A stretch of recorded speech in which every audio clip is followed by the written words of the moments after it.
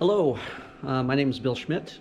I'm with the Solutions Consultant Network, part of CED, Eastern Nebraska, Southwest Iowa. I get questions all the time on how do I connect to an Allen Bradley controller, because there's so many options, and today I kind of want to walk through that with you. What I have going here is my computer, connected Ethernet, and then we're going over to the latest generation, the 5069 controllers, and we're gonna go online with this guy and go through the different configurations. So let's do it. All right, here's my controller, and one of the first things is on this 5069 controller, which is it's a 5380, part number L340ERM, and it has a scrolling display on it here, we can see. And that's kind of nice because it will tell us the IP address of this unit. This has two methods to communicate to it. The first is in primary. It has two Ethernet ports on the bottom. These are gigabit Ethernet ports. One is connected over to my computer, and the other one is connected over to this PanelView 5000 unit. So right now, there's no program in it, and it's kind of out-of-box condition. I've already flashed it to version 32 of the Studio 5000 software. However, that is the very first step that will have to happen, and there'll be a different video on that subject by itself. So, but what you can see here is it's telling me right now that it's in DHCP mode, which means it's asking for an IP address. And then it scrolls by its MAC address. The MAC address is its unique machine identifier to know, who it is. How can I identify this from a layer 2 perspective in a networking scheme? That's a different subject also altogether. So the easiest method is kind of plug and play. And what that is going to involve is this USB port and a USB cable plugged into my port.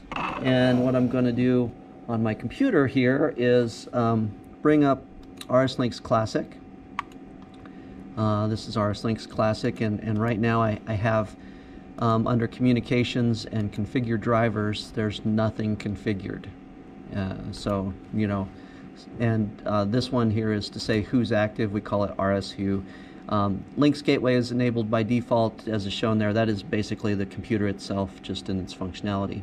And so what I'm going to do is I'm going to plug in the cable, and oh, there's that little chirp sound that we know something was connected, and boom, no sleight of hand, no magic, voila, we get a driver configured for us, the virtual adapter. Okay, I've gone back now, and I've put the controller back into its out-of-box condition of DHCP mode again, so it's looking for an IP address and doesn't have it. And this time we're going to do it a different method. We're going to use this Ethernet cable here, and going back into my computer, and what we're going to do is we're going to use a utility that comes with RSLinx, which is called bootp. So if I just search for that, it's a bootp DHCP tool from Rockwell Automation. First thing it asks me is, what do I want to use for my network connection? If I have wireless turned on, if I have the physical network connection plugged in, there could be multiple network connections here. In this case, it also sees Bluetooth as a network. So I want to make sure that I select the network connection that I want to do. In this case, I have this one, and this port has been statically set to this IP address, 192.168.1.201. Let me go through that first. If I want to set the IP address, I go down here in the bottom, and I right-click on my network adapter and open Network and Internet Settings. And if I go to Change Adapter Options, I can see my network connections, and here's my Ethernet connection. If I go into that and I go to Properties and go into IP4, IP6 might show up. Here again I have the choices of setting an IP address automatically, which is DHCP. And that may work depending on your network configuration. More than not, we often want to set a static IP address to connect. What's key here is to set an IP address in the same range of what we're going to have for a destination IP address on this guy. And we're going to want to set it to a 192.168.1.11 for the controller. That's the address that I chose. And then my computer needs to be on that same subnet to talk to it. So that's what it's going to be at. I chose 201. It's a free IP address on the network. You always want to make sure that you only choose an IP address that is free on the network. If you choose an IP address that is not free on the network, you'll have an IP address collision, and that is bad. Do not do bad things. So we've already got that set up. Now the other thing is here, so the boot P utilities, I've already told it which port to use, and it's trying to talk, and it found this MAC address, F454 blah blah blah 67. Let's see if that's this guy's IP address, 54 blah blah blah and 67. That's it. I would hope that's it, because it's the only device that I have connected to this system. There's nothing else in between. But be careful. I often recommend turning off all your wireless and other adapters. Make sure you only have one adapter that's on and working, just because that will make it that much simpler. And so what this guy is doing over here on the right is it's asking for an IP address, and the boot P server recognizes those packets and says, ah, I see that. And so now what I can do is simply click on the line of the device in question, and then that enables this button up here. It says add relation. I'm going to add this relation, and I'm going to say what IP address do I want to give it. So I'm going to give it a 192.168.1.11. I did a little shortcut key there. I knew that the 1 wasn't enough to populate the 3 digits. If I hit the space bar, it automatically jumped to the next octet in the IP address. As soon as I click OK, the very next request that's going to come, oh, what did I do wrong? The MAC address entered is invalid. I don't think I entered a MAC address.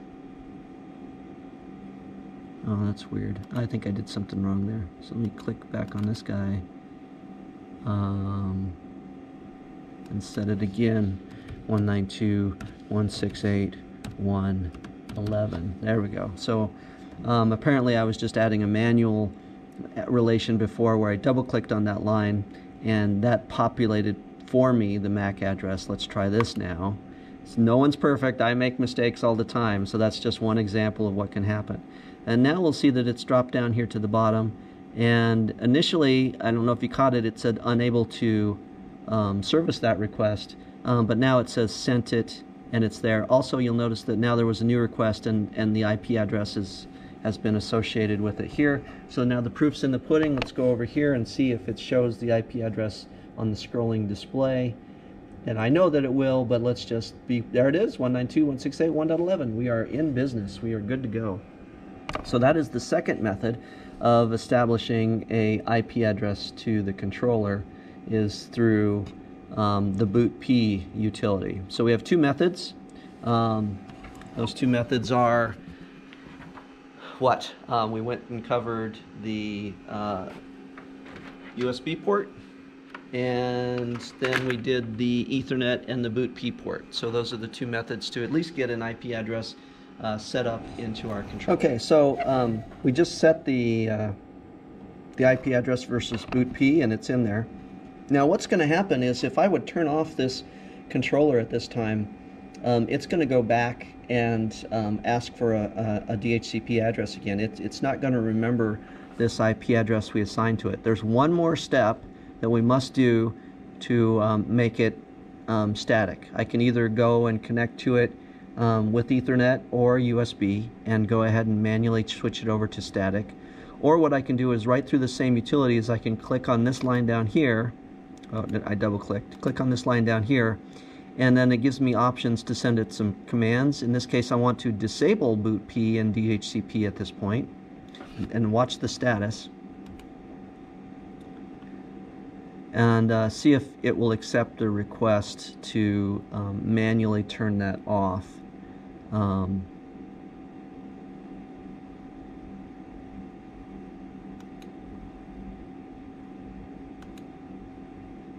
So I tried it a second time and the command was successful. So right now it should be in a mode where if I power cycle it at this point, it will retain that IP address that I configured inside of it. So one extra step there. Okay, now we've got a controller that we've set the IP address in two different ways, one with the USB, one with the boot P utility, DHCP utility. Now what I'm going to do is I have an IP address in the controller. Now I want to be able to connect to it. So I'm going to open up RSLogix Classic, RSLogix, or RSLinks Classic, excuse me. Under communications and configure drivers, there's nothing configured out of the box. You might have used this in the past and have drivers already configured.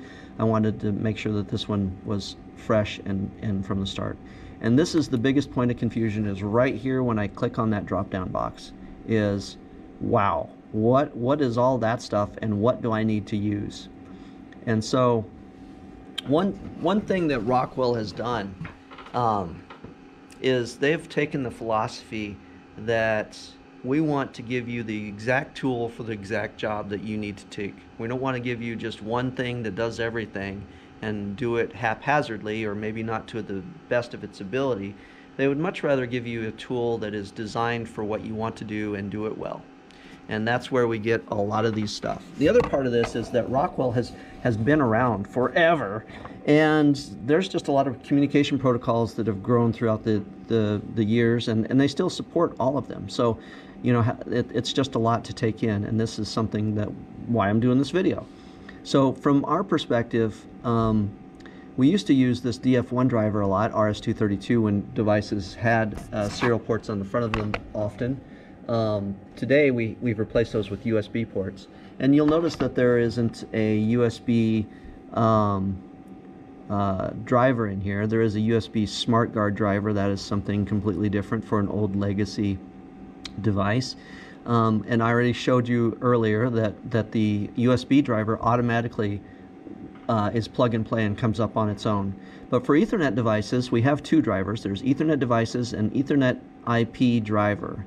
And if you know anything about the SIP protocol, the Common Industrial Protocol, CIP, there's a registered trademark for how it's displayed, and that's capital E Ethernet with a capital N / capital I and capital P. In this form, basically means it's a SIP protocol driver. The other one is an Ethernet devices driver, and that's been around prior to the SIP protocol. It is the oldest driver, and there's some differences between them. Both will work, but one is easier than the other. Let's start with the newest one, the Ethernet IP driver. I'm going to select it and add new. This gives me the ability to create a custom name just so I can identify it in my list, but I'm just going to keep it default. And here again, just like before when we did the boot P driver, now we have the ability to choose where we want to get our driver from. Windows default is pretty intelligent, but I would prefer to just direct it to exactly what I want to do. So I'm going to tell it to use that driver. And that's all I need to do to configure it. I basically just have to tell it where to go. Now I can go under communications and RS-Who, which is basically who's out there, what's going on.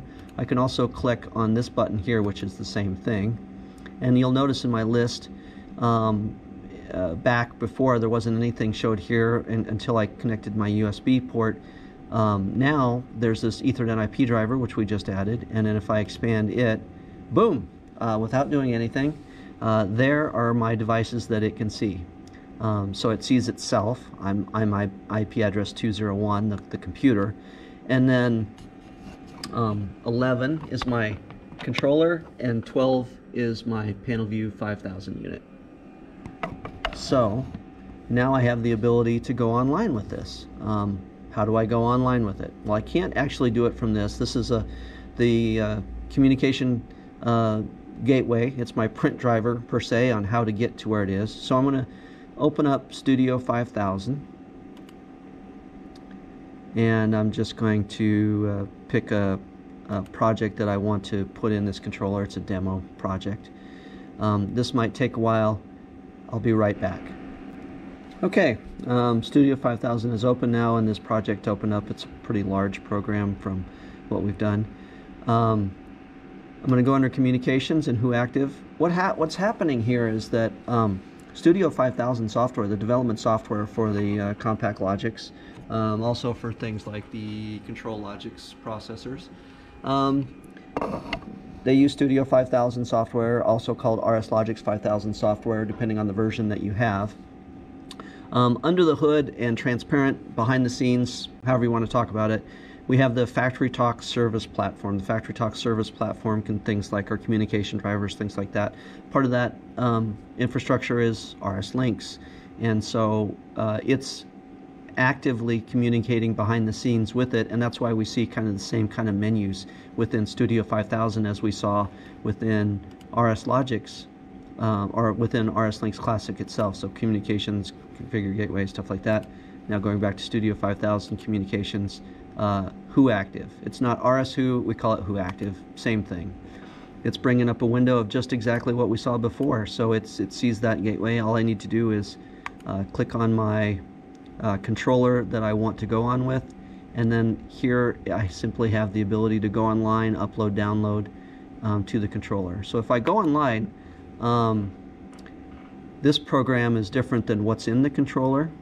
I have a blank program in the controller, and here's the demo program that I want to do. So at this point, I'm just going to download to the controller. It gives me some warnings saying it's going to be changing some things, and it's going to go through the process of making sure the program is error-free and able to be compiled and downloaded to the controller.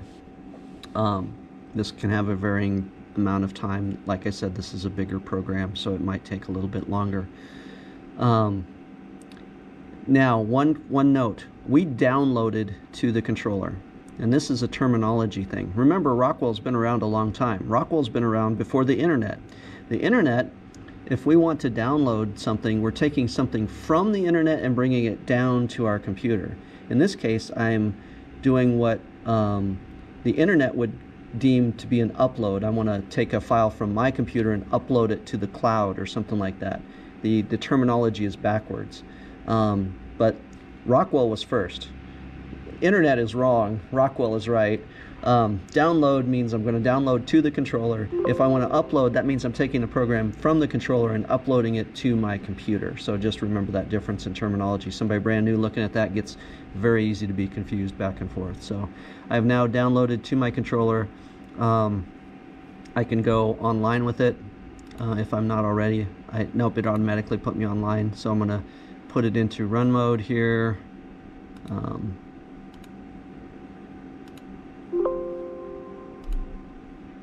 And now I'm online with my controller.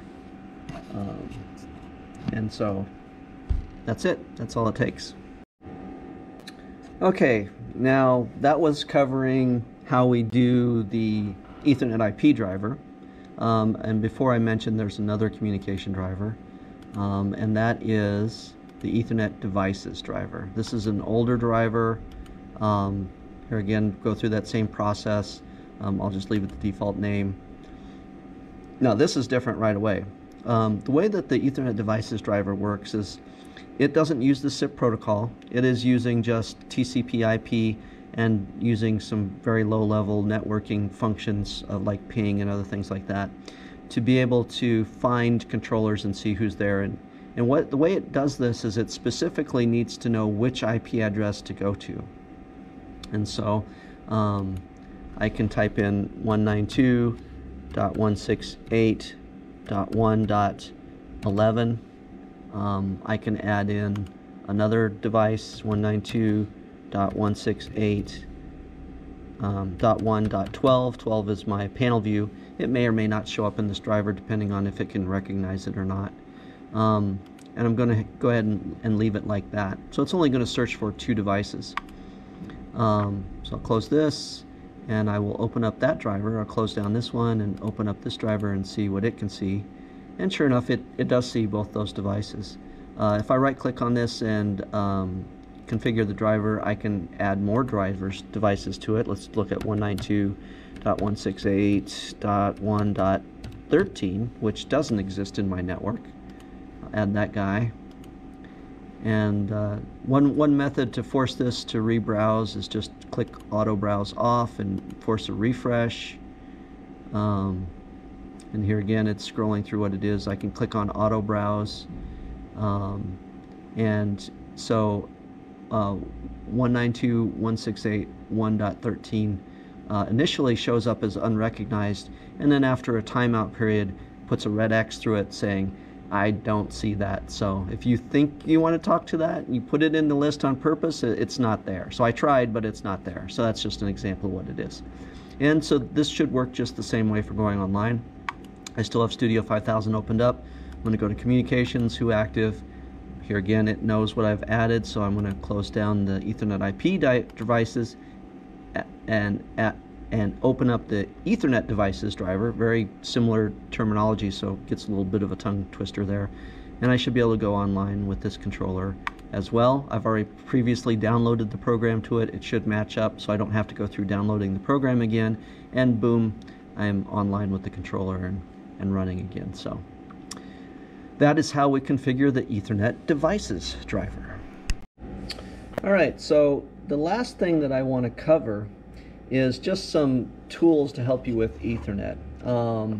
You know, we've gone through the different methods of being able to talk to controllers and USB versus bootp, DHCP through Ethernet, configuring our computer and things of that nature.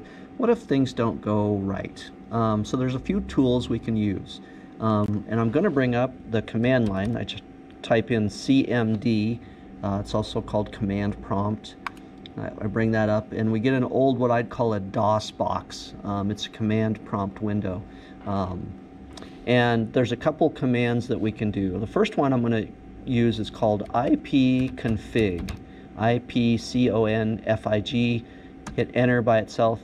And what this gives you is information about the configuration of your computer. Because remember, part of this equation is we need to make sure our computer has the same IP address range as what we're going to. And so this device is set for 192.168.1.201 with a triple 255 subnet or /24. And then the IP address here is 192.168.1.11. So we're in the same range. We should be able to see it. So proof of if we can see it or not is to use another command, and it's called ping. If there's any Hunt for Red October, old Sean Connery movie buffs out there, one ping only, please. Okay, that's as good as my jokes get. Ping 192.168.1.11. I know that is the IP address of my controller, and let's see if we can see it. And we can. So it says, yes, I got a reply from that device. I sent 32 bytes, and it took less than a millisecond to get there, and a time to live value of 64. That's a different subject to talk about all these different things, but in general it worked. Let's try to ping a device that I know doesn't exist. Ping 192.168.1.13, and it's trying, and there's a timeout associated with it. So it says, nope, I couldn't find it. It's going to wait again. Couldn't find it. Wait again, and can't find it. 3 tries, you're out. 3 strikes, you're out. And then it's going to give me what it occurred. So it lost its information. It received 1 packet, interestingly enough. I'm not sure. Let's try that again. That's interesting. Why would it receive any packets from a device that does not exist?